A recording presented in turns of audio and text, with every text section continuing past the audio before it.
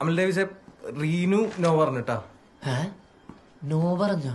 ആ, നീ അവളെ പ്രപ്പോസ് ചെയ്താ? പിന്നെ ഞാൻ പ്രപ്പോസ് ചെയ്ത്, പക്ഷെ അവള് നോ പറഞ്ഞു.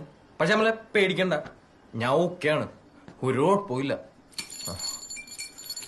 മനസ്സിനൊരു ഭാരം ഇറക്കി വെച്ച ഫീലുണ്ട്.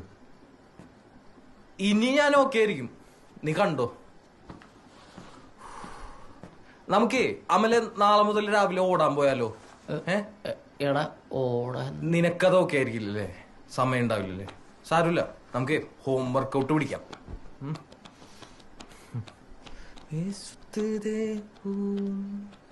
പഠിച്ചോ പഠിച്ചോ പഠിച്ചോ.